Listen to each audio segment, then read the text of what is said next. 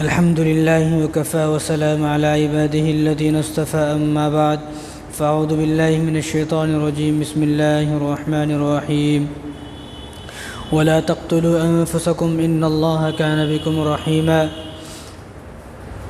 ومن يفعل ذلك عدوانا وظلما فسوف نصليه نارا وكان ذلك على الله يسيرا وقال تعالى في مقام آخر الذين إذا أصابتهم مصيبة قالوا إنا لله وإنا إليه راجعون وقال تعالى في مقام آخر ومن يقتل مؤمنا متعمدا فجزاؤه جهنم خالدا فيها وغضب الله عليه ولعنه وأعد له عذابا عظيما وقال النبي صلى الله عليه وسلم عن أبي هريرة رضي الله تعالى عنه قال رسول الله صلى الله عليه وسلم الدنيا سجن المؤمن وجنة الكافر رواہ مسلم وقال النبی صلی اللہ علیہ وسلم الصبر مفتاح الفرج او کما قال علیہ الصلاۃ والسلام۔ میرے محترم دوستو، عزیز ساتھیو، اللہ تبارک و تعالیٰ کا بہت کرم احسان ہوا کہ اللہ تبارک و تعالیٰ نے ہم سب کو جمع فرمایا اور ہم سب کو مسلمان بنایا اور ہم سب کو رسول اللہ صلی اللہ علیہ وسلم کی امت میں پیدا فرمایا کہ اس وقت نہ جو آئے دن خبر آ رہی ہے اور جو سب سے زیادہ چل رہا ہے وہ کیا ہے؟ خودکشی کا معاملہ۔ جہاں دیکھے تھوڑی بات ہوتی لوگ خودکشی کر لیتے، طرح طرح سے جو ہے خودکشیاں کر لیتے۔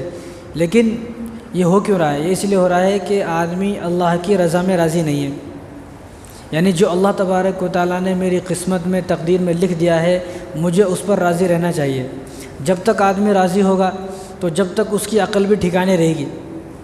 جب وہ یہ سوچتا ہے کہ بھئی مجھے یہ بھی نہیں ملا، مجھے وہ بھی نہیں ملا، مجھے یہ بھی ملنا چاہیے تھا، وہ بھی ملنا چاہیے تھا، یعنی دنیا کی ہر چیز مجھے ملنی چاہیے تھی، پھر آدمی کی جو ہے عقل ختم ہو جاتی ہے، پھر اس کے ہوش جو ہیں ہوش ختم ہو جاتے ہیں، پھر وہ سوچتا ہے کہ مجھے بھی کس طرح یہ چیز حاصل ہو، لیکن اتنی آسانی سے کوئی چیز حاصل نہیں ہوتی۔ جب وہ چیز آسانی سے حاصل نہیں ہوتی تو وہ خودکشی کر لیتا ہے۔ اس لیے اس دنیا میں آدمی اپنے سے کمتر کو دیکھے، جو مجھ سے کم ہے نا، جس کے پاس جس کی حیثیت مجھ سے کم ہے اس کو دیکھے آدمی۔ جب آدمی اپنے سے بڑے آدمی کو دیکھے گا تو اس کی خواہشات بڑھیں گی اور زیادہ ہوں گی۔ جب خواہشات زیادہ ہوں گی تو وہ خواہشات پوری نہیں ہوں گی، وہ تمنائیں پوری نہیں ہوں گی۔ جب تمنائیں پوری نہیں ہوں گی تو آدمی خودکشی کرے گا۔ تو اس لیے دنیا کے معاملے میں ہر آدمی اپنے سے کمتر کو دیکھے، اور آخرت کے معاملے میں، دین کے معاملے میں اپنے سے جو بڑا ہے اس کو دیکھے کہ بھئی فلاں صاحب ایسے ہیں، ہمارے مسجد میں 5 وقت کی نماز پڑھتے ہیں، میں پڑھتا ہوں یا نہیں پڑھتا ہوں یہ بات کوئی بھی نہیں دیکھتا۔ فلاں صاحب جو ہے بلٹ لے لیے تو میرے پاس کہیں کو نہیں ہے بلٹ، اس لیے تو پریشان ہے، لیکن فلاں صاحب 5 وقت کی نماز پڑھتے ہیں، میں نہیں پڑھتا ہوں، جان دو کیا کرنے کا ہے۔ یعنی دنیا کے معاملے میں تو دیکھ رہے ہیں لیکن دین کے معاملے میں نہیں دیکھ رہے ہیں۔ فلاں صاحب جو ہے بریزہ کار لے لیے، ارے یار میرے پاس تو وہ پرانی گاڑی ہے، تو کون سی وہ گاڑی ہے، چھوٹی گاڑی ہے، تو مجھے بھی بڑی گاڑی ہونا چاہیے تھا۔ یعنی دنیا کے معاملے میں تو ہم دیکھ رہے ہیں اوپر، لیکن دین کے معاملے میں ہم نہ اوپر کو دیکھتے نہ نیچے کو دیکھتے، دین کے معاملے میں ہم کہیں بھی نہیں دیکھتے۔ تو آدمی دنیا کے معاملے میں اپنے سے کمتر کو دیکھے، یہ دیکھے کبھی کبھی جب آدمی کو دل یہ کرے کہ میں پریشان ہو گیا تو فٹ پاتھ پر جائے، اور فٹ پاتھ پر جانے کے بعد ان لوگوں کو دیکھے جو لوگ وہاں سو رہے ہیں، جن لوگوں کے پاس چھت بھی نہیں ہے، پھر اللہ کا شکر ادا کریں کہ اللہ تیرا شکر ہے کہ میرے پاس کم سے کم چھت تو ہے، چاہے وہ کرائے کی ہے، کرائے۔ اب آدمی نے بولتا بھی میرے پاس تو کرائے کا گھرانہ ہے، میں کیسا شکر ادا کروں، کم سے کم ہے تو۔ کچھ بعض لوگ تو ایسے جن کے پاس یہ بھی نہیں ہے۔ تو آدمی دنیا کے معاملے میں اپنے سے کمتر کو دیکھے کہ میرے پاس بائک ہے، لیکن ہمارے سامنے ایک ایسا آدمی رہتا ہے اس کے پاس بائک بھی نہیں ہے۔ اب ایک آدمی کے پاس بائک نہیں ہے، وہ یہ سوچے کہ میرے پاس بائک نہیں ہے، تو وہ اس آدمی کو دیکھے کم سے کم جس کے پاس سائیکل ہے، سائیکل والا اس آدمی کو دکھے جس کے پاس پیر ہیں، پیر والا اس آدمی کو دیکھے جس کے پاس پیر ہی نہیں ہے۔ تو جب اللہ تبارک و تعالیٰ کا آدمی شکر ادا کرے گا۔ ایک آدمی تھا نا، وہ مسجد میں نماز پڑھنا آیا، تو جب مسجد میں نماز پڑھنا آیا تو اس کے پاس چپل نہیں تھی، کافی دن سے بڑا پریشان تھا، تو اس نے ارادہ کیا کہ میں آج نماز پڑھوں گا، مسجد کو جاؤں گا تو اللہ تبارک و تعالیٰ سے چپل مانگوں گا۔ تو مسجد میں آیا، بڑی دعا کی، اللہ چپل نہیں ہے، چپل نہیں ہے، جوتے پھٹ گئے، چپل پھٹ گئی، اللہ نئی چپل دے دے۔ جب مسجد سے پلٹ کر باہر گیا تو ایک آدمی بھیک مانگ رہا تھا، بھیک۔ وہ ایسا آدمی تھا اس کے دونوں پیر ہی نہیں تھے۔ جب اس آدمی کی نظر اس آدمی پر پڑی کہ میں تو چپل مانگ رہا تھا، ابھی آدمی جو میرے سامنے بھیک مانگ رہا ہے اس کے تو پیر ہی نہیں ہے، تو اس نے فوراً مسجد میں واپس آیا اور اللہ تبارک و تعالیٰ کا شکر ادا کیا، اللہ کم سے کم میرے پاس پیر تو ہیں، میرے پاس پیر تو ہیں۔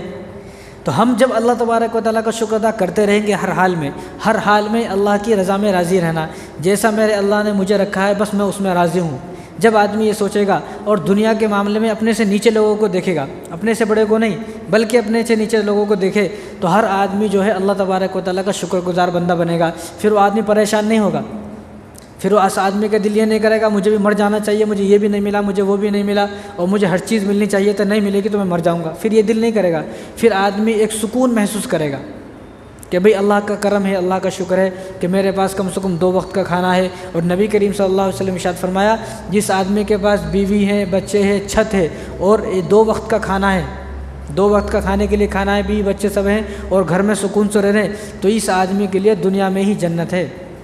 یہ آدمی دنیا کا بڑا خوش قسمت انسان ہے، بڑا خوش نصیب انسان ہے، اور اس آدمی کے لیے دنیا میں ہی جو ہے جنت مل گئی۔ اور حضور نے فرمایا اگر کسی آدمی کے پاس 3 چیزیں ہیں، کسی آدمی کے پاس 3 چیزیں ہیں تو وہ سمجھے کہ مجھے دنیا کی جنت تو مل گئی۔ ہمارے پاس سب سے پہلی چیز کیا ہے؟ سب سے پہلے شکر ادا کرنے والی زبان، شکر ادا کرنے والی زبان اگر کسی کے پاس ہے۔ دوسرا صبر کرنے والا دل، صبر کرنے والا دل ہے کہ جو میرے پاس ہے بس مجھے اسی میں صبر ہے۔ پہلی تو زبان شکر ادا کرنے والی، دوسرا دل صبر کرنے والا، اور تیسری نیک بیوی۔ اگر کسی کو نیک بیوی مل جائے تو وہ یہ سمجھے، یہ 3 چیزیں جس کو مل گئی تو وہ سمجھے مجھے دنیا میں جنت مل گئی۔ لیکن اب ہمارے پاس سب کچھ ہے، یہ 3 چیزیں نہیں ہیں۔ اب ایک آدمی کے پاس کاروبار ہے، سب کچھ ہے، لیکن پھر بھی وہ ناشکری کرتا رہتا ہے، میرے پاس کچھ بھی نہیں ہے، کچھ بھی نہیں ہے، کچھ بھی نہیں۔ کم سے کم اتنا تو ہے بھائی، ان کے جیسا تو نہیں ہے جو ہمارے مسجد کے سامنے آ کے بیٹھ رہے ہیں، ان کو امید ہے لوگ ہمیں دیں گے بھیک مانگنے کے لیے۔ اللہ کا شکر ادا کرنا، یا اللہ تیرا شکر ہے میں ان لوگوں میں سے نہیں ہوں، اگر ہوتے تو کیا کرتے۔ تو صبر کرنے والا دل ہونا چاہیے کہ بھئی جو اللہ کی رضا ہے بس میں اس میں راضی ہوں۔ میری کمائی ایک دن میں 100 روپے ہے، بھئی چلو بس بہت ہے بھائی 100 روپے، میری کمائی ایک دن میں 500 کماتا ہوں، بھئی اللہ کا شکر ہے۔ میرے پاس چھوٹا گھر ہے جس میں ایک ہی روم ہے، بس 2 روم نہیں ہے، تو اللہ کا شکر ہے کم سے کم 1 روم والا تو ہے۔ ایسا صبر کرنے والا دل، ہر مصیبت آزمائش پر صبر، اور نیک بیوی کا مل جانا۔ لیکن نیک بیوی جب ملتی ہے، جب شادی سے پہلے آدمی نیک ڈھونڈے گا، لیکن شادی سے پہلے جب ان آدمی بلٹ ڈھونڈ رہا، شادی میں بلٹ ملنا، اور شادی میں 2-3 پلاٹ مل جائیں، اور شادی میں 2-4 لاکھ روپے مل جائیں، تو پھر پیسے ہی ملیں گے، پھر پیسے ہی ملیں گے، بلٹ بھی مل جائے گی، پلاٹ بھی مل جائے گی، گھر بھی مل جائیں گے، لیکن نیک بیوی نہیں ملے گی۔ اس لیے حضور نے فرمایا کہ تم جب انتخاب کرو تو اپنے لیے نیک بیوی، نیک عورت کا انتخاب کرو۔ یعنی آج ہمارے معاشرے میں کوئی بچی ہے غریب، اور ہمیں معلوم ہو جائے کہ حافظ ہے، 5 وقت کی نماز پڑھتی ہے اور عالمہ ہے، تو ہمارے اوپر کوئی احساس نہیں ہوتا، ہمیں یہ بتاؤ پیسے کتنے ملیں گے، یہ سب بات کی بات ہے۔ اور اگر ہمارے معاشرے میں کوئی بچہ ہے اور وہ شراب پیتا ہے لیکن اس کے پاس پیسہ بہت ہے، تو لوگ کیا بولتے ہیں؟ ارے شادی کر دیں گے بعد میں چھوڑ دیتا شراب، شرابی ہے، چوری کرتا ہے، اور اس کے بعد جو ہے 2-3 لڑکیوں سے افیئر ہے، لیکن پیسہ ہے، تو کیا بولتے؟ بھائی کر دو شادی، بعد میں سب چھوڑ دے گا۔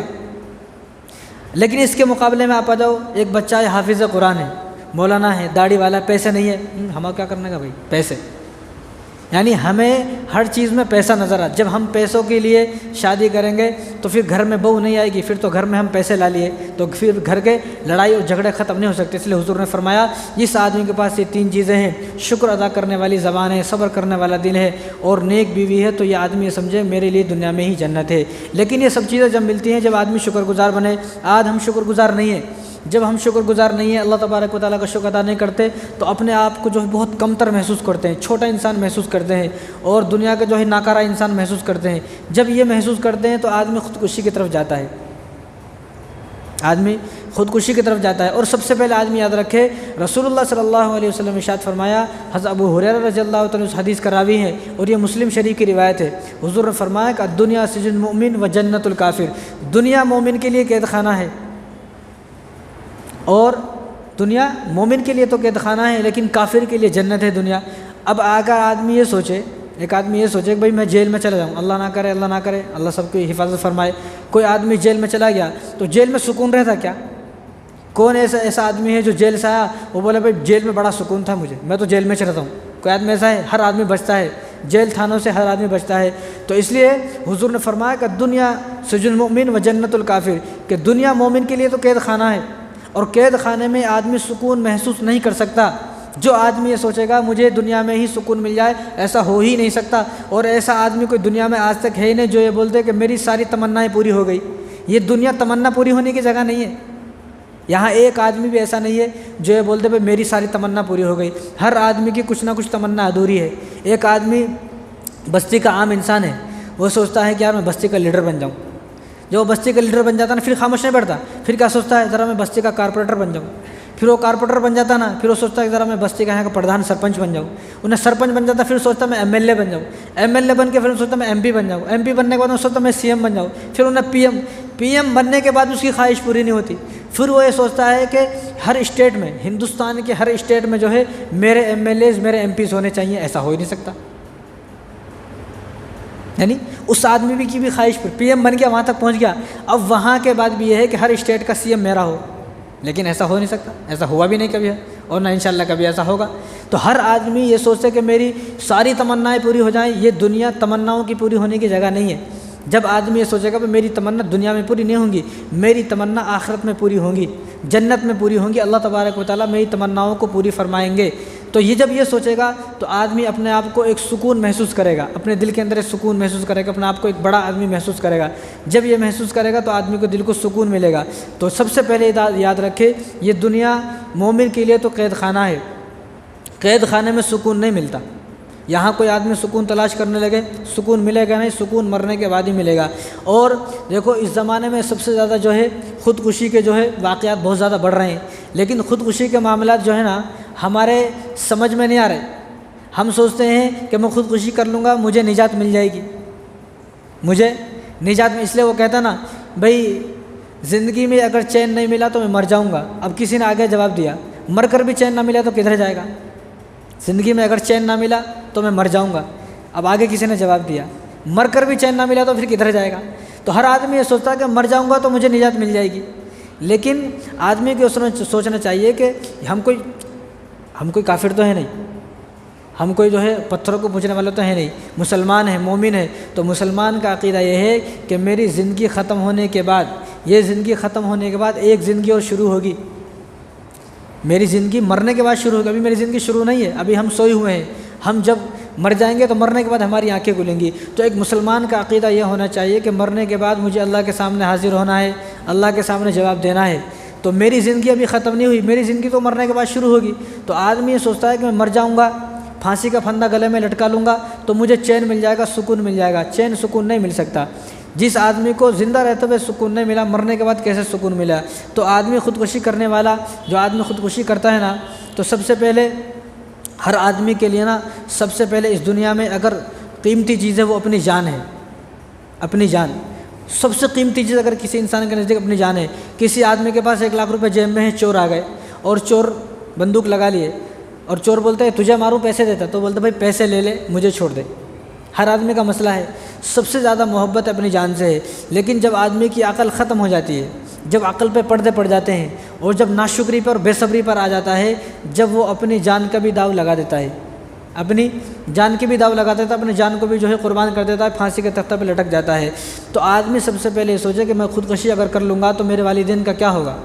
اور خودکشی کرنے والا آدمی جو ہے نا، اس آدمی کو اس سماج میں، اس معاشرے میں اس آدمی کو عزت کی نگاہ سے دیکھا بھی نہیں جاتا، ذلت کی نگاہوں سے دیکھا جاتا ہے۔ لوگ اس کی نماز جنازہ پڑھنے کے لیے تیار نہیں ہوتے، اور لوگ یہ سوچتے ہیں جن رشتہ داروں کے لیے اور جس آدمی کے لیے، جس چیز کے لیے اس نے خودکشی کی ہے، تو لوگ یہ سوچتے ہیں کہ جلد سے جلد اس کو قبرستان میں دفناؤ، جلد سے جلد اس کو جو ہے دفن کرو، جلد سے جلد اس کو قبرستان میں چھوڑ کر آؤ، کہیں ایسا نہ ہو اس کی وجہ سے ہمارے اوپر عذاب آ جائے، یہ سوچتے ہیں رشتہ دار۔ تو آدمی بہادر بننے کے لیے، بھائی میرے کو لوگ بہادر سمجھیں گے، اور میرے کو لوگ جو بڑا طاقتور سمجھیں گے، اور میری بڑی تعریف ہوگی، اس لیے میں خودکشی کر لوں گا، یہ سب بیکار کی بات ہے۔ مرنے کے بعد کوئی کسی کی تعریف نہیں کرتا۔ ایک آدمی دنیا سے چلا جائے اور وہ آدمی اپنی اولاد کے لیے کروڑوں روپے چھوڑ کے جائے، تو یہ اولاد اس کو تعریف کرنے کو تیار نہیں ہے، تو جو آدمی خودکشی کی، اس کی تعریف کون کرے گا؟ تو اس کے مرنے کے بعد لوگوں کو شرمندگی ہوگی، والدین کو شرمندگی ہوگی، رشتہ داروں کو شرمندگی ہوگی، بھائیوں کو شرمندگی ہوگی، بستی والوں کو شرمندگی ہوگی، اور والد صاحب تو جو ہے کبھی پوری زندگی جو ہے نظر اٹھا کے کسی کو دیکھ نہیں سکتے، کوئی بھی ٹوک دے گا کہ آپ کا بیٹا ایسا تھا، آپ کا بچہ ایسا تھا، تو ہر آدمی یہ سب کام کرنے سے پہلے سوچے کہ میں کہیں ایسا کام تو نہیں کر رہا ہوں کہ میرے جانے کے بعد میرے والدین کو شرمندہ ہونا پڑے اور میرے والدین جو ہے وہ گھٹ گھٹ کر مر جائیں۔ اور خودکشی جو ہے نا یہ حرام موت ہے، کیونکہ اللہ تبارک و تعالیٰ نے سب کے وقت کو لکھ دیا ہے، ان اللہ علم الساعۃ وینزل الغیث ویعلم ما فی الارحام وما تدری نفس ماذا تکسب غدا وما تدری نفس بأی ارض تموت، کہاں مرے گا، کیسے مرے گا، کیا کرے گا، یہ سب اللہ نے لکھ دیا ہے۔ اب اس نے جو قانون اللہ تبارک و تعالیٰ نے بنا دیا ہے، جو شریعت اور جو فطرت اللہ تبارک و تعالیٰ نے بنا دیا ہے، اس قانون کو اس نے بدل دیا، اس قانون کو، اس فطرت کو اس نے بدل دیا۔ جب قانون بدلا، فطرت بدلی، فطرت اور قانون کے بدلنے سے، شریعت کے بدلنے سے اس نے حرام کام کیا، اور جب اس نے حرام کام کیا خودکشی کرنے کے بعد، تو اب یہ حرام موت مرا۔ اب یہ سوچے گا میں جنت میں جاؤں گا اور یہاں سے چھٹکارا ہونے کے بعد میری پریشانی ہے، یہ پریشانی حل ہو جائیں گی، میں چلا جاؤں گا اور میرے لیے جنت کو سجایا جائے گا، حوریں کھڑی ہوں گے، یہ ہوگا وہ ہوگا۔ یہ سب شیطانی وسوسے ہیں، شیطانی دھوکہ ہے۔ مرنے کے بعد تو ڈائریکٹ اس آدمی کو جہنم میں پھینک دیا جائے گا، کیونکہ اس نے شریعت کو بدل دیا ہے، قانون کو بدل دیا ہے، اسلام کو بدل دیا ہے، اللہ تبارک و تعالیٰ کی لکھی ہوئی تقدیر کو اس نے بدل دیا ہے۔ اللہ نے لکھ دیا ہے تقدیر میں، جب اس نے ہر چیز کو بدل دیا ہے تو یہ آدمی کس طرح یہ کہہ سکتا ہے کہ میں مرنے کے بعد میرے لیے میں جنت میں جاؤں گا؟ تو ایسا آدمی بالکل، یہ شیطانی وسوسہ ہے، یہ شیطانی دھوکہ ہے۔ شیطان یہ چاہتا ہے کہ دنیا کا ہر مسلمان جہنم میں جائے، تو کسی نہ کسی طرح شیطان اس کے جو ہے ذہن میں ایسی ایسی باتیں ڈالتا ہے کہ جس سے وہ ایسا کام کرتا ہے کہ وہ جہنم میں چلے جائے۔ تو آدمی یہ سوچتا ہے کہ میں مرنے کے بعد نجات مل جائے گی، تو یہ سوچے کہ مرنے کے بعد بالکل ہرگز نجات نہیں مل سکتی۔ اور ہمارا جسم یہ اللہ تبارک و تعالیٰ کی امانت ہے، ہمارے پاس جو یہ جسم ہے نا یہ اللہ کی امانت ہے، اور اس دنیا میں بھی حضور کا حکم یہ ہے کہ کسی آدمی کی امانت کو استعمال کرنا جائز نہیں ہے۔ کوئی آدمی اگر میرے پاس کوئی پیسے یا کوئی چیز رکھائے، آپ یہ رکھ لو، صبح میں شام کو آ کے لے لیتا ہوں، تو مجھے اجازت نہیں ہے میں اس کی چیز کو استعمال کروں یا اس کی چیز کو کھول کر دیکھوں، اس کی چیز کو۔ اسلام میں یہ استعمال کے چیزوں کا استعمال جائز نہیں ہے۔ جب اسلام کے اندر چیزوں کا استعمال جائز نہیں ہے تو اسلام اپنے بدن، جو اپنا جسم ہے، اپنی جان ہے، یہ اللہ تبارک و تعالیٰ کی امانت ہے، تو اس کو مارنا، خودکشی کرنا اللہ تبارک و تعالیٰ کس طرح اجازت دے دیں گے؟ یہ میری امانت ہے۔ جب ایک انسان کی امانت دوسرے کو استعمال کرنا جائز نہیں ہے، اللہ تعالیٰ اپنی امانت کو کیسے یہ جائز دے دیں گے بھائی تم اس کو جو ہے برباد کر دو اور قتل کر دو اور ہلاک کر دو؟ یہ اجازت نہیں مل سکتی۔ اور اسی طرح اللہ تبارک و تعالیٰ نے تو قرآن کریم کے اندر فرمایا کہ وَلَا تَقْتُلُوا أَنفُسَكُمْ وَلَا تَقْتُلُوا أَنفُسَكُمْ، تم اپنے آپ کو قتل نہ کرو، اپنے آپ کو ہلاک نہ کرو۔ یہ ہوشیار بہت ہے، لوگ بولتے ہیں قرآن میں کہاں لکھا ہے نہیں کرنا بول کے، تو ولا تو جس کو نہیں معلوم ہونا بول دیں گا نہیں، جس کو معلوم ہے تو معلومات والوں سے پوچھے تو آپ کو بتائیں گے کان کھول کر۔ تو اللہ تعالیٰ نے فرمایا وَلَا تَقْتُلُوا أَنفُسَكُمْ إِنَّ اللَّهَ كَانَ بِكُمْ رَحِيمًا، تم اپنے آپ کو قتل نہ کرو، اپنے آپ کو ہلاک نہ کرو، اپنے آپ کو جو خودکشی نہ کرو۔ إِنَّ اللَّهَ كَانَ بِكُمْ رَحِيمًا، اللہ تبارک و تعالیٰ تو تمہارے لیے بڑا رحیم ہے، بڑا کریم ہے، بڑا مہربان ہے، وہ تمہارے لیے راستہ نکالے گا۔ جب اللہ تبارک و تعالیٰ سے دعا کرو گے تو اللہ تعالیٰ ہر اس دنیا میں ہر چیز کا حل ہے، کوئی ایسی چیز نہیں جس کا حل نہ ہو۔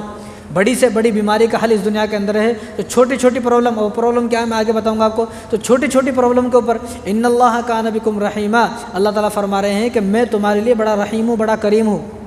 اب بتا دیا۔ اب اللہ تبارک و تعالیٰ چاہتے تو یہاں تک آیت کو ختم کر سکتے تھے، لیکن اللہ کے نے آیت کو ختم نہیں کرا۔ اللہ نے آگے فرمایا وَمَن يَفْعَلْ ذَلِكَ عُدْوَانًا وَظُلْمًا فَسَوْفَ نُصْلِهِ نَارًا، کوئی آدمی پھر بھی یہ ظلم کرے گا، یہ زیادتی کرے گا، اپنے آپ کو قتل کرے گا، اپنے آپ کو ہلاک کرے گا، کسی دوسرے کو قتل کرے گا، ہلاک و برباد کرے گا، ظلم و زیادتی کرے گا۔ وَمَن يَفْعَلْ ذَلِكَ عُدْوَانًا وَظُلْمًا فَسَوْفَ نُصْلِهِ نَارًا، ان قریب اللہ تبارک و تعالیٰ اس کو جہنم میں ڈال دیں گے۔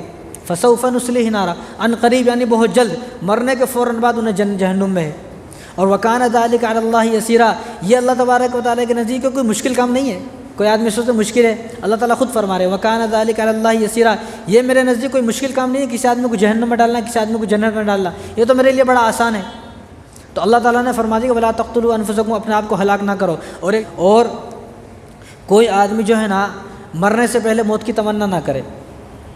بہت سارے لوگ زندگی سے بیزار ہو جاتے ہیں، پریشان ہو جاتے ہیں، وہ سوچتے ہیں اب میرا مر جانا بہتر ہے۔ تو دیکھو میرے نبی کو ہم سے کتنی محبت تھی، کتنی الفت تھی۔ حضور نے فرمایا کہ وقت ایسا آتا ہے، ہر کسی انسان کے اوپر ایک وقت ایسا آتا ہے وہ یہ سوچتا ہے کہ اب میرا مر جانا بہتر ہے۔ آتا نہیں ایسا وقت آتے، لڑائی جھگڑے چلتے رہتے سب کے ساتھ۔ تو حضور نے اس وقت کی بھی دعا فرمائی کہ جب تم اس وقت پر آ جاؤ، تمہاری زندگی کا بالکل اینڈ آ جائے اور تمہیں ایسا لگنے لگے کہ اب میرا مرنا بہتر ہے، تو تم فوراً اس دعا کو پڑھنا۔ جب اس دعا کو پڑھو گے تو اللہ تبارک و تعالیٰ تمہارے لیے راستہ ہموار کریں گے، راستے نکالیں گے۔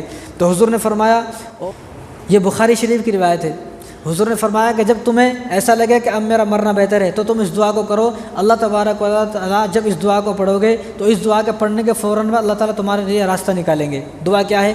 اللہم احینی ما کانت الحیات خیرا لی وتوفینی اذا کانت الوفات خیرا لی۔ اتنی چھوٹی دعا، پہلی بار سن رہے تو بڑی لگ رہی، 2-3 بار یاد کرے تو یاد ہو جاتی۔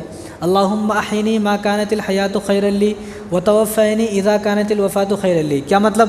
یا اللہ جب تک میرا زندہ رہنا بہتر ہے، میرے حق میں جب تک زندگی بہتر ہے مجھے زندہ رکھ، اور جب میرے حق میں موت بہتر ہو تو مجھے موت عطا کر۔ کیا خوبصورت دعا ہے! یعنی اللہ کو معلوم ہے نا، یہ اللہ کو پتہ ہے کون کب تک زندہ رہے گا اور کس کو کب تک زندہ رہنا ہے۔ تو اللہ حضور صلی اللہ علیہ وسلم ارشاد فرمایا کہ اس دعا کو پڑھے جب آدمی کو ایسا لگا کہ میرے لیے مرنا بہتر ہے، تو جب آدمی اس دعا کو پڑھے گا تو اللہ تبارک و تعالیٰ اس کے لیے راستہ نکالیں گے۔ اسی طرح ایک مرتبہ صحابہ بیٹھے ہوئے تھے تو آپ صلی اللہ علیہ وسلم صحابہ کو نصیحت فرما رہے تھے، جہنم کے بارے میں اور جنت کے بارے میں سے فرما رہے تھے۔ تو ابو امامہ رضی اللہ تعالیٰ عنہ جو ہے نا، وہ آپ صلی اللہ علیہ وسلم کے پاس بیٹھے ہوئے تھے۔ یہ مسند احمد کی روایت ہے۔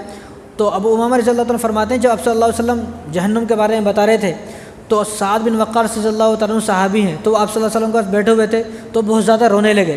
جب ان کو ڈر ہوا، جہنم سے ڈر ہوا اور بعض چیزیں آپ صلی اللہ علیہ وسلم فرما رہے تھے، جب ان کو ڈر ہوا تو انہوں نے کہا کہ کاش کہ میں مر جاتا، کاش کہ میں مر جاتا۔ تو نبی کریم صلی اللہ علیہ وسلم کو زور سے پکڑا، ہاتھ کو ہلایا، پکڑا، فرمایا یہ تم کیا کہہ رہے ہو؟ موت کی تمنا نہ کرو، یہ تم کیا کر رہے ہو؟ موت کی تمنا ہرگز نہ کرو، لا تمنوا الموت، کبھی بھی تم موت کی تمنا نہ کرو۔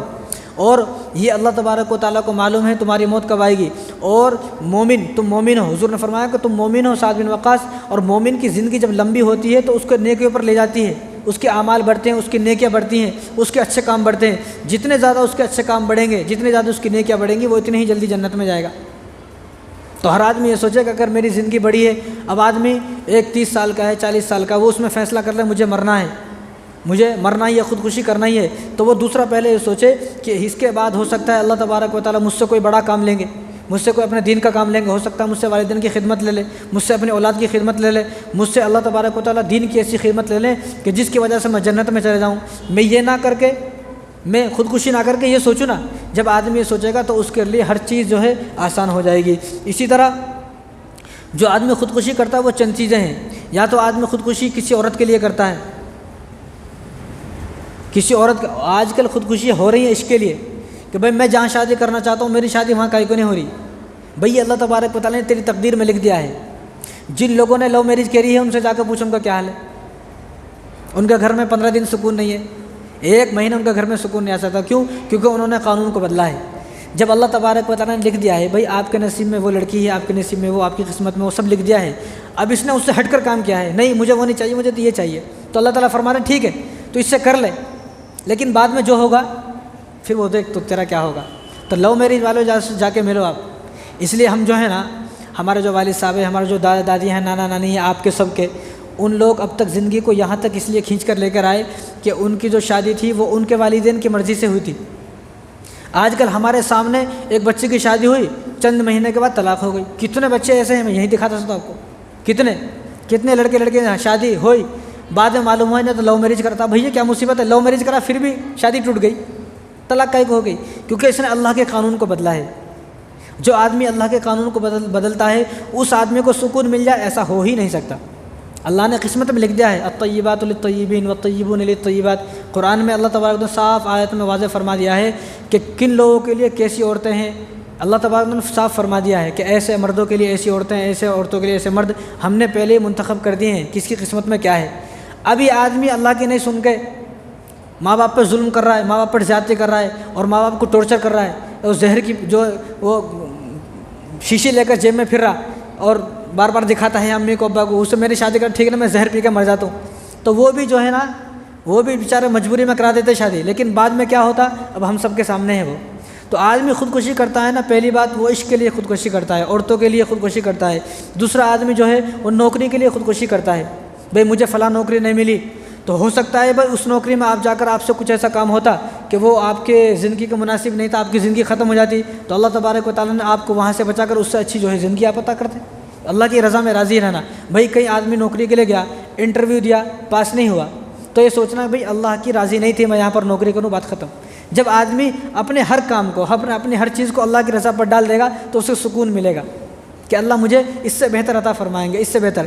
اس طرح خودکشی کرنے والے ایک اور قسم ہے، ایک اور وجہ ہے، وہ یہ ہے کہ آدمی پیپر دیا، امتحان میں کامیاب نہیں ہوا، فیل ہو گیا۔ جب فیل ہو جاتا تو انہیں ذلت کی اور رسوائی کی وجہ سے خودکشی کر لیتا۔ بھائی اس معاشرے میں بہت سارے لوگ ایسے ہیں جن کے پاس کوئی ڈگری نہیں ہے لیکن ان کے کاروبار بڑے بڑے ہیں، ایسے بہت سارے لوگ ہیں۔ اب میں تو نام نہیں لے سکتا ہوں لیکن میں خود جانتا ہوں ایسے لوگوں کو، ہمارے پاس رہنے والے ایسے لوگ ہیں، ایک ڈگری ان کے پاس نہیں ہے، ایک کلاس نہیں پڑھے لیکن ان کے کاروبار اتنے بڑے ہیں، لوگ ان کو دیکھتے ہیں تو منہ میں انگلی دیتے ہیں، انہیں اتنا بڑا کاروبار کیسے کر لیا؟ بہت سارے لوگ ہیں ایسے۔ تو آدمی اگر فیل ہو جائے تو یہ سوچے گا اب میں پڑھائی میں فیل ہو گیا تو زندگی میں فیل ہو گیا، ایسا نہیں ہے۔ پڑھائی میں اگر فیل ہو گیا تو کوئی بات نہیں، زندگی میں تو پاس ہوگا انشاءاللہ۔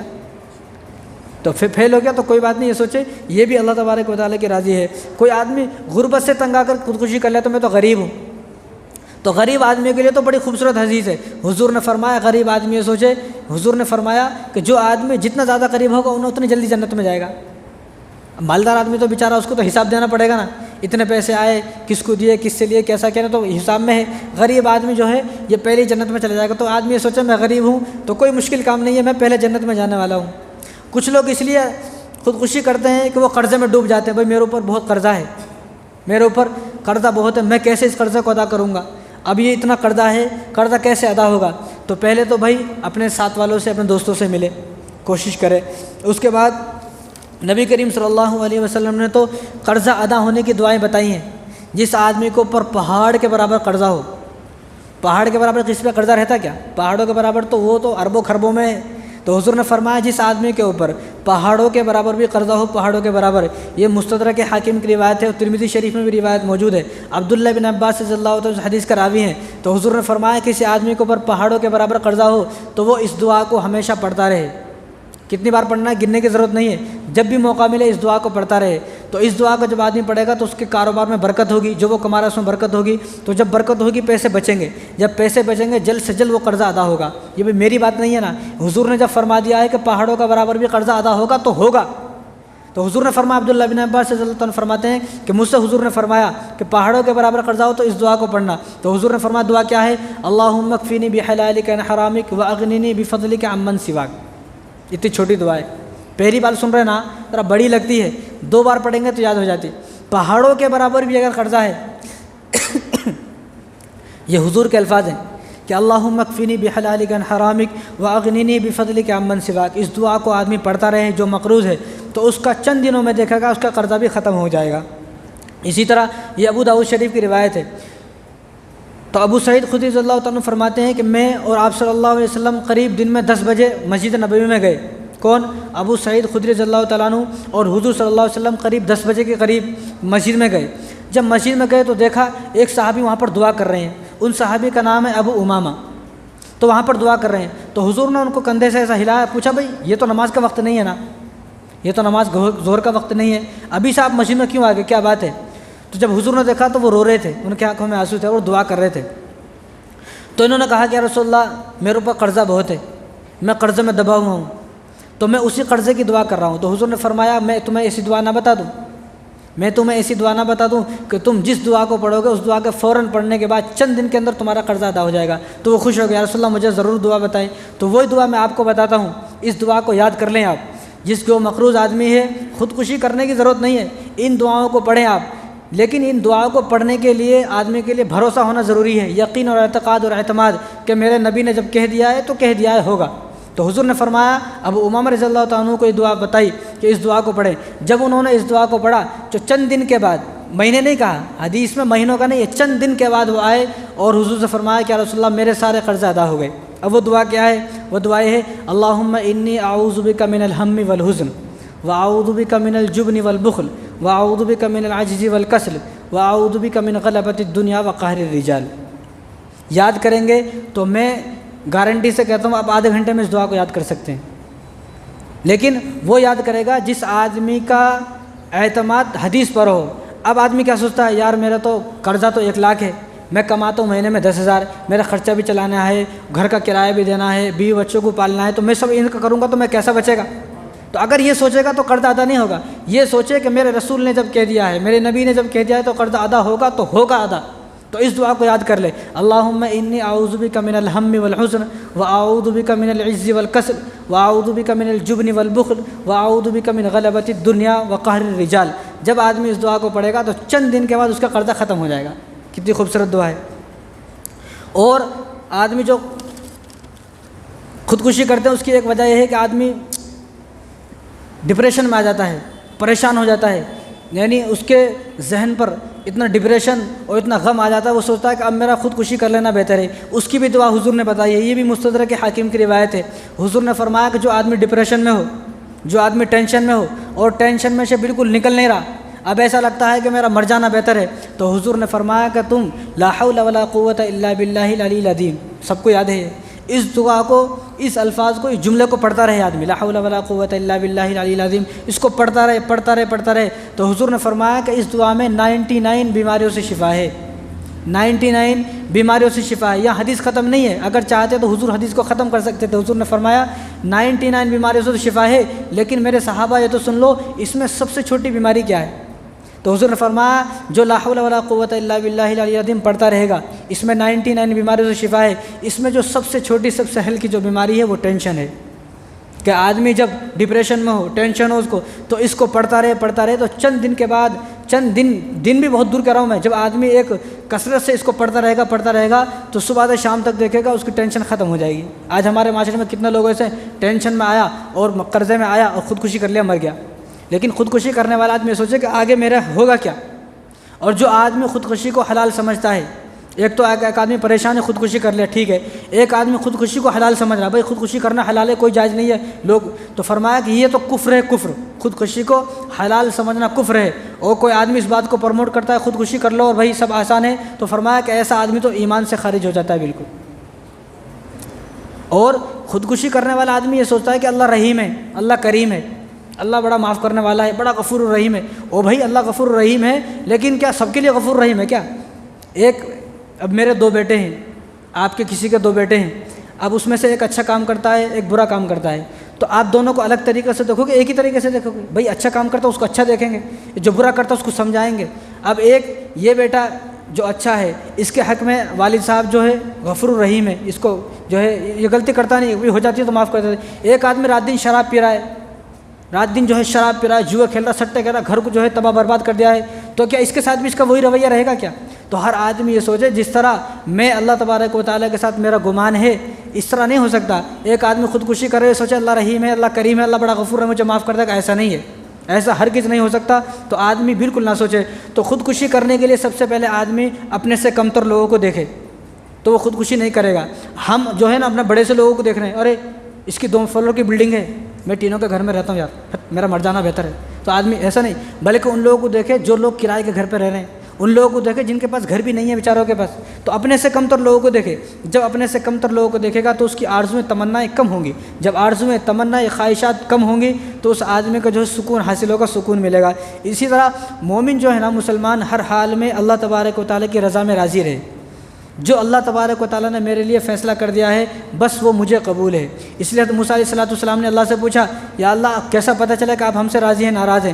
تو اللہ تبارک و تعالیٰ نے فرمایا تم اپنے دل سے پوچھو کہ تم مجھ سے راضی ہو نہیں ہو۔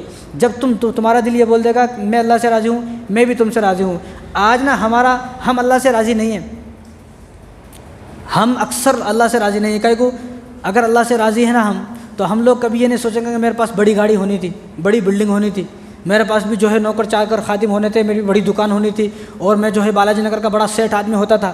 تو اللہ یہ جو آدمی یہ سوچتا ہے کہ اللہ کی رضا میں راضی نہیں ہے، آدمی یہ سوچے جس طرح مجھے اللہ تبارک و تعالیٰ نے جس راستے پر اور جس طرح مجھے اللہ تعالیٰ نے بنا دیا ہے، مجھے بس اسی طرح مجھے قبول ہے، میں اللہ کی رضا میں راضی ہوں۔ جو آدمی ایسا سوچے گا وہ سوچے کہ میں اللہ کی رضا میں راضی ہوں۔ جو آدمی نہیں سوچے گا تو سوچے میں اللہ سے راضی نہیں ہوں۔ اللہ سے راضی ہونے کا مطلب یہ ہے کہ آدمی اللہ کی رضا میں راضی رہے۔ اور جو آدمی خودکشی کرتا ہے تو وہ آدمی نا امید ہو جاتا، آدمی نا امید ہو جاتا، مایوس ہو جاتا ہے۔ حالانکہ اللہ تبارک و تعالیٰ نے فرمایا کہ لا تقنطوا من رحمت اللہ، میری رحمت سے نا امید نہ ہو۔ ہر راستے نکالنے والے اللہ تعالیٰ ہیں۔ جب اللہ سے دعا کریں گے تو اللہ تبارک و تعالیٰ جو ہے ہمارے لیے راستہ نکالیں گے۔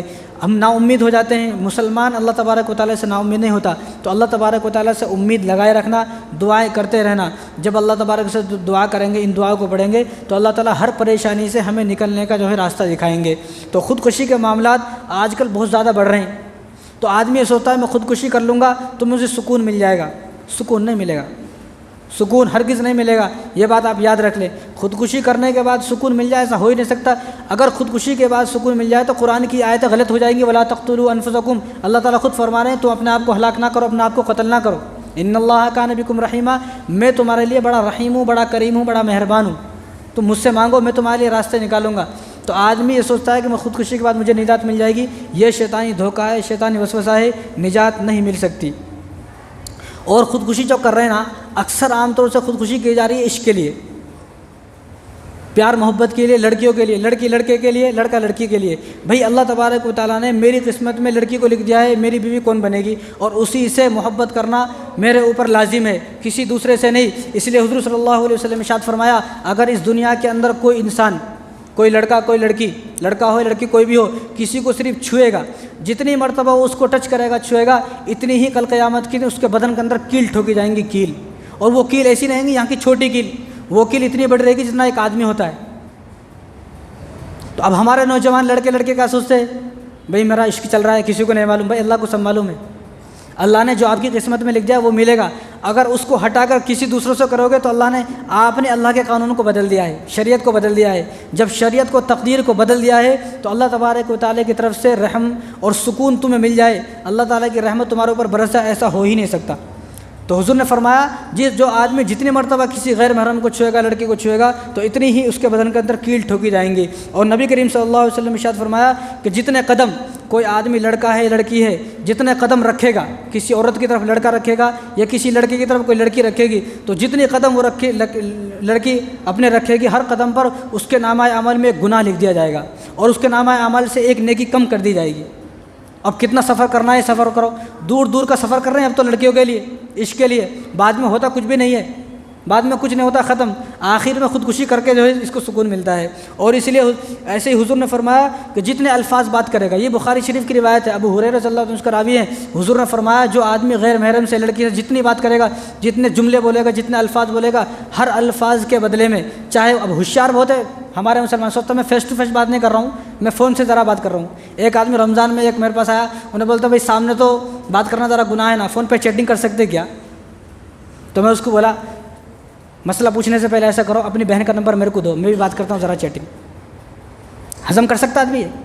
جو آدمی یہ مسئلہ پوچھے نا بھائی میں چیٹنگ سے اپنی گرل فرینڈ سے بات کر سکتا ہوں, تو اس آدمی کو بولے پہلے اپنی بہن کا نمبر میرے کو دیو, میں بھی ذرا بات کروں گا, تو بھی بات کر میرے پاس بیٹھ کے, میں بھی ذرا بات کروں گا. اگر تیرے کو یہ بات ہضم ہو سکتی ہے تو جائز ہے. تو جو آدمی جتنے الفاظ باتیں کرے گا, جتنے الفاظ اس کی زبان سے نکلیں گے, اتنے ہی گناہ اس کے نامہ اعمال میں لکھ دیے جائیں گے, اور اتنی ہی نیکیاں اس کی کم کر دی جائیں گی جو آدمی کسی غیر محرم سے بات کرے گا. اسی طرح ترمذی شریف کی روایت ہے, حضرت بلال بن حارث رضی اللہ عنہ کا راوی ہے, حضور نے فرمایا کہ جو آدمی کسی غیر محرم سے بات کرے, حالانکہ اس کو معلوم ہے کہ مجھے گرل فرینڈ بنانا جائز نہیں ہے, اسلام کے اندر یہ سب حرام ہے, تو حضور نے فرمایا قیامت کے دن اس آدمی سے اللہ تبارک و تعالیٰ ناراض ہو جائیں گے, اور اللہ تبارک و تعالیٰ کی ناراضگی اس پر واجب ہو گئی. واجب فرمایا اس آدمی پر اللہ تبارک و تعالیٰ کی ناراضگی جو ہے واجب ہو گئی. اور ایک اور لفظ ہے, یہ عجیب لفظ ہے, ہمارا نوجوانوں کو سب سمجھ میں آتا, اللہ ہم سب کی حفاظت فرمائے. دیکھو یہاں جو ہم تھوڑے بہت, دیکھو ہمارے نامہ اعمال میں کچھ بھی نہیں ہے, ہم 2 ٹائم کی نماز پڑھتے ہیں بس اتنا ہی, اور کچھ بھی نہیں ہے ہمارے نامہ اعمال. ہمارا نامہ اعمال تو ویسے ہی خالی ہے, لیکن پھر بھی اللہ تبارک و تعالیٰ نے, اگر ہم اچھے کام کرتے ہیں تو ہمارا نام جو ہے نا وہاں ہمارا نیک لوگوں میں لکھا ہوا ہے. نیک لوگ بد لوگ, برے اچھے برے دونوں کی لسٹ ہے اللہ کے پاس. اگر ہمارا نام, میں تو یہ دعا کرتا ہوں سب کا نام نیک لوگوں میں ہو, نیک لوگوں میں لکھا ہوا ہے. تو حضور نے فرمایا اگر کوئی آدمی, دیکھو یہ لفظ اس زمانے میں تو نہیں تھے, لیکن اب یہ لفظ ایجاد ہو گئے ہیں, تو ان لفظوں کو بولنا پڑتا ہے, جیسا کہ آئی لو یو ہے. اب اگر کوئی لڑکا کسی لڑکی کو یا لڑکی کوئی لڑکے کو بولتا ہے, تو اللہ تبارک و تعالیٰ فوراً فرشتوں کو حکم فرماتے ہیں اس بندے کا نام اگر میرے نیک لوگوں میں ہے تو وہاں سے مٹا دو, اور وہاں سے مٹا کر اس آدمی کا نام میرے بدکار اور جو زناکار لوگ ہیں, بدکار لوگ ہیں, چور ہیں, ڈکیت ہیں, قاتل ہیں, جو نافرمان لوگ ہیں, حد درجے کے فرعون کی لائن میں اس کا نام لکھ دو. تو کون یہ چاہتا ہے کہ میرا نام فرعون کے ساتھ ہو؟ کوئی چاہتا ہے؟ تو ان الفاظوں سے بچے. یہ وہ الفاظ ہیں کہ جو الفاظ ہم نہیں بول سکتے یہاں پر بیٹھ کر، لیکن معاشرہ اتنا گندا ہو چکا ہے کہ ہمیں الفاظ بولنے پڑ رہے ہیں. تو جو آدمی ان الفاظوں کو بولے گا، آئی لو یو بولے گا، تو اللہ تعالیٰ اس کا نام جو ہے نیک لوگوں میں سے ہٹا کر برے لوگوں میں لکھ دیتے ہیں. تو ہم آج کل یہ چاہ رہے ہیں کہ میرا نام برے لوگوں میں لکھا جائے، اس لیے تو بول رہا ہوں، معلوم ہے پھر بھی بول رہا ہوں، نہیں مان رہا ہوں. تو جب یہ سب چیزیں نہیں ملتی ہیں تو آدمی خودکشی کی طرف بھاگتا ہے، تو آدمی خودکشی کرتا ہے. تو خودکشی ہو رہی ہے کیوں؟ لڑکی کے لیے. اور ایک لڑکی یہ ہے، اب لڑکی کے لیے خودکشی کیا، لڑکا مر گیا، ہوتا کیا ہے، اس کا کچھ بھی نہیں ہوتا. انہیں دوسرے سے شادی کرنے کے بعد خوشی رہی اس کے ساتھ، انہیں مر گیا اس کے ساتھ. جس کے لیے مرا اس پر کوئی اثر نہیں ہوا، انہیں دوسروں سے شادی کر کے اچھا خاصا زندگی بسر کر رہی ہے، اس کی زندگی جی رہی ہے، لیکن یہ مر گیا اور جہنم میں چلا گیا. تو جو آدمی سوچتا ہے کہ میں خودکشی کر لوں گا، مرنے کے بعد جنت میں جاؤں گا، یہ غلط سوچ ہے. آج حدیثیں ہیں، نبی کریم صلی اللہ علیہ وسلم نے ارشاد فرمایا، یہ بخاری شریف کی روایت ہے، ابو ہریرہ رضی اللہ عنہ اس کا راوی ہے، حضور نے ارشاد فرمایا کہ جو آدمی دنیا کے اندر جس چیز سے خودکشی کرے گا، قیامت کے دن، قیامت نہیں مرنے کے بعد جس چیز سے خودکشی کی، مرنے کے فوراً بعد اس کو جہنم میں ڈال دیا جائے گا. اور جہنم میں کیا ہے؟ صرف آگے آگے. اور حضور نے فرمایا نام لے کر، اگر کسی آدمی نے تلوار سے یا چاقو سے یا چھرے سے خنجر سے خودکشی کی ہے تو اس کے ہاتھ میں جہنم میں آگ کے اندر ہوگا، وہ آگ کا چھرا دیا جائے گا، آگ کا چھرا. وہ اپنا آپ کو قتل کرتا رہے گا، قیامت تک قتل کرتا رہے گا، پھر ٹھیک ہوگا، پھر کرتا رہے گا، پھر قتل. جو آدمی جس چیز سے کرے گا، ایک آدمی آگ میں کود کر جان دے دے تو مرنے کے فوراً بعد اس کے اگلی آگ بنائی جائے گی، آگ میں کودے گا، پھر اٹھے گا، پھر کودے گا، ہوتا ہی رہے گا قیامت تک. کوئی آدمی گلے میں پھندا ڈال لے تو اس کے لیے آگ کا پھندا بنا جائے گا، آگ کا پھندا. تو آگ کا پھندا ڈالے گا، پھر جو ہے مرے گا، پھر اس کو زندہ کیا جائے گا. اسی طرح اس کے ساتھ ہوتا ہی رہے گا قیامت تک. اور جتنے بھی کوئی آدمی کتنا بھی نیک اعمال کرنے والا ہے، اگر اس نے خود کی موت مرائے تو کوئی بات نہیں. بھائی اس دنیا میں ہر آدمی پریشان ہے، کوئی آدمی ایسا دنیا میں ڈھونڈ نہیں سکتے آپ جو پریشان نہ ہو. ہر آدمی کسی نہ کسی طرح پریشان ہے، کسی نہ کسی طرح مصیبت میں ہے. ایسا ہو ہی نہیں سکتا، ایسا نہیں ہو سکتا. نہ میرے زبان کے مطابق نہ میرے دل کے متعلق کام ہو رہے ہیں. ایسا کوئی آدمی نہیں، میں جیسا چاہتا ہوں ویسا ہوتا ہے، ایسا صرف اللہ ہے. نبیوں کے بھی مطابق کام نہیں ہوئے. حضور نے نہیں چاہا کہ طائف والے کلمہ پڑھیں، لیکن پڑھا، کسی نے نہیں پڑھا. حضور نے چاہا نا کہ ابو جہل کلمہ پڑھے، لیکن نہیں پڑھا. تو نبیوں کی خواہشات کے مطابق بھی کام نہیں ہوتے. جب نبیوں کی خواہشات کے مطابق کام نہیں ہو رہے تو ہمارے خواہشات کے مطابق کیسے کام ہوں گے؟ تو اس دنیا میں ہماری خواہشات کے مطابق کوئی کام نہیں ہوتا. نہ اس دنیا میں کوئی ایسا آدمی آپ ڈھونڈ سکتے ہیں جو یہ بولتا ہے، جو یہ بولے کہ بھئی میں پرسکون آدمی ہوں، مجھے کوئی پریشانی نہیں. ہر آدمی کسی نہ کسی طرح، کیسے نہ کسی طرح پریشان ہے. تو یہ دنیا ہمارے مسائل کا حل نہیں ہے، ہمارا مسائل کا حل ہے آخرت. اور یہ دنیا خواہشات کو پوری ہونے کی جگہ نہیں ہے. ہماری تمام خواہشات پوری ہوں گی جنت میں جا کر. یہاں ہر آدمی پریشان ہے. تو جو آدمی جس طرح بھی خودکشی کرے گا تو قیامت کے دن کیا، مرنے کے فوراً بعد اس کو جو ہے اسی حال میں دے دیا جائے گا. اسی طرح بخاری شریف کی روایت ہے، غزوہ خیبر ہو رہی تھی. غزوہ خیبر تو معلوم نا، حضرت علی رضی اللہ تعالیٰ عنہ گئے تھے. تو غزوہ خیبر میں ایک آدمی تھا، وہ مسلمانوں کی طرف سے جنگ لڑ رہا تھا اور اس نے 1000 لوگوں کو قتل کر دیا. یہودیوں کو کبھی ادھر قتل کبھی ادھر قتل. تو جب وہ اتنا بہادری سے جنگ کر رہا تھا، اتنے بہادری سے لوگوں کو قتل کر رہا تھا، تو ایک صحابی حضور کے پاس آئے. تو حضور کے پاس آئے، حضور سے فرمایا کہ رسول اللہ دیکھو فلاں آدمی ہے نا، فلاں آدمی دیکھو کتنی جو ہے بہادری سے لڑ رہا ہے، جنگ کر رہا ہے اور کیسے لوگوں کو قتل کر رہا ہے. جب حضور نے ان کی طرف پلٹ کر دیکھا تو حضور نے فرمایا کہ یہ آدمی جہنمی ہے. کیا فرمایا؟ یہ آدمی جہنمی ہے. کس کی طرف سے لڑ رہا ہے؟ حضور کی طرف سے، مسلمانوں کے ساتھ. اور حضور نے دیکھ کر فرمایا کہ یہ آدمی جہنمی ہے. تو صحابہ پریشان ہو گئے. اب صحابہ تو ہماری طرح تو نہیں تھے، ہم تو ہوتے ہم تو گریبان پکڑ لیتے، ایسا کیسا بول رہا بھائی. لیکن صحابہ نے، جب حضور نے بولا یہ آدمی جہنمی ہے، تو صحابہ نے مشورہ کیا کہ اس آدمی کا پیچھا کریں گے، اس آدمی کے ساتھ ساتھ رہو، پیچھا کرو. کہ حضور نے ایک آدمی جو ہماری طرف سے لڑ رہا ہے، دشمنوں کو مار رہا ہے، 1000 کو قتل کر دے، اتنا بہادر آدمی ہے، یہ آدمی کے بارے میں حضور نے فرمایا جہنمی، ایسا کیسا ہو سکتا ہے؟ تو صحابہ نے اس کا پیچھا کیا. تو وہ لڑ رہا تھا، لڑتے لڑتے تھوڑا زخمی ہو گیا، اس کے ادھر ادھر زخم لگ گئے. جب اس کے زخم لگ گئے تو زخم کی تاب نہ رہ سکا، وہ پریشان ہو گیا. تو اس نے کیا کرا، اپنی تلوار کو نیچے رکھا اور تلوار کو الٹا رکھا. جو تلوار کی نوک تھی اس تلوار کی نوک کو یہاں کرا اور اس نے زور سے ایسا اپنے آپ کو دبا دیا، تلوار پار ہو گئی، مر گیا. تو تمام صحابہ فوراً حضور کے پاس آئے اور حضور کے پاس آ کر حضور فرمایا کہ رسول اللہ آپ نے سچ کہا کہ وہ آدمی جو ہے اس نے اپنے آپ کو جو ہے قتل کر دیا ہے، خودکشی کر لی ہے. تو حضور نے فرمایا کہ میں نے تم سے نہیں کہا تھا آدمی جہنمی ہے. تو جو آدمی حضور کے ساتھ لڑ رہا وہ خود کو قتل کر لے تو وہ جہنمی ہے. اب جو آدمی ایسا کرے گا تو وہ جہنم میں کیسا نہیں ہو سکتا. اسی طرح صحیح ابن حبان کی روایت ہے، ایک آدمی نے جو ہے تیر لیا، اس کو کوئی زخم لگا تھا بدن پر، تو زخم کی تاب نہ لا سکا، انہیں تیر لیا، تیر اپنے مار لیا اور مر گیا. تو مرنے کے بعد اس کے جنازے کو حضور کے پاس لایا گیا. تو حضور کو تو معلوم تھا، جب حضور نے حضور سے بتایا گیا حضور کو کہ اس نے خودکشی کی ہے، تیر مارا ہے، تو حضور نے فرمایا کہ تم اس کی نماز جنازہ پڑھ لو، میں اس کی نماز جنازہ نہیں پڑھوں گا۔ حضور نے خودکشی کرنے والے کی نماز، اور اس لیے حضور نے فرمایا کہ جو وقت کا بڑا آدمی ہے، جو وقت کا بڑا آدمی ہے، بڑے عالم ہے، کوئی بڑا آدمی ہے، جو آدمی خودکشی کر لے اس کی نماز جنازہ نہ پڑھائے، اس کی نماز جنازہ عام آدمی پڑھائے، اور اس کی نماز جنازہ میں تھوڑے لوگ ہوں۔ کیوں؟ اگر سب لوگ اس کی نماز جنازہ پڑھیں گے اور بڑے آدمی پڑھائیں گے تو یہ بڑھ جائے گا، اس کو جو ہے لوگ برا نہیں سمجھیں گے، پھر اس کو اچھا سمجھیں گے، تاکہ لوگوں کو شرمندگی حاصل ہو۔ شرمندگی ہونے کی وجہ سے حضور نے فرمایا، اسی طرح مسلم شریف کی روایت ہے کہ ایک آدمی نے حضور صلی اللہ علیہ وسلم کے وہیں زمانے میں، پہلے جو ہے نا، پہلے جو کافر تھے ان کی بھی نماز جنازہ ہوتی تھی، یہ بات یاد رکھیں آپ، پہلے سب کی نماز، جو مسلمان ہے اس کی بھی، نہیں ہے مسلمان، سب کی نماز جنازہ ہوتی تھی پہلے۔ اب تو یہ تھوڑے دن سے ایسا ہوا ہے کہ انہیں جلا رہے ہیں، ہم دفن کر رہے ہیں۔ پہلے جو کلمہ نہیں پڑھتا تھا اس کی بھی جو ہے جنازے کی نماز اس کو بھی دفن کرتے تھے۔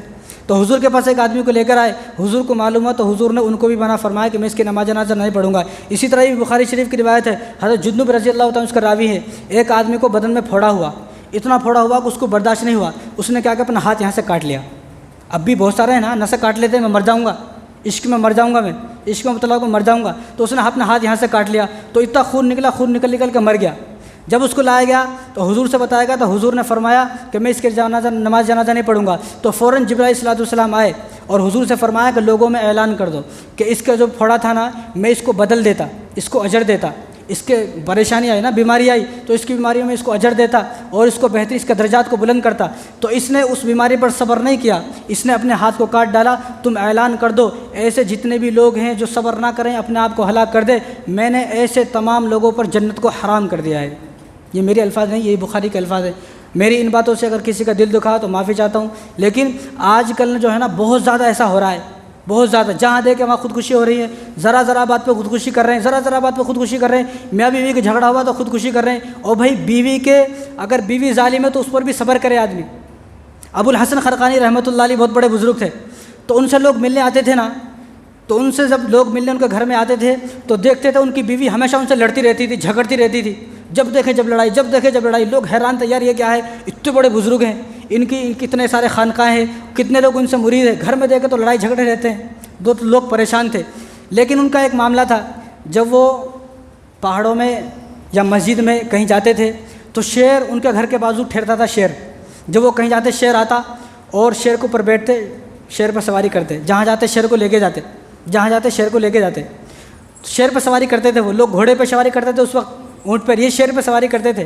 تو لوگ ان سے پوچھتے تھے کہ آپ کی بیوی ایسی ہے، اتنی خطرناک ہے، اور بیوی سے آپ جو ہے لڑتی رہتی، جھگڑتی رہتی ہے، اور آپ شیر پہ سواری کرتے ہوئے، معاملہ سمجھ میں نہیں آیا۔ تو انہوں نے کہا کہ جب میری شادی ہوئی نا، جب میری شادی ہوئی تو میری شادی کے بعد ہی جو ہے میری جو بیوی تھی بد زبان تھی، تو میں نے اس پر صبر کیا، میں نے اس پر صبر کیا۔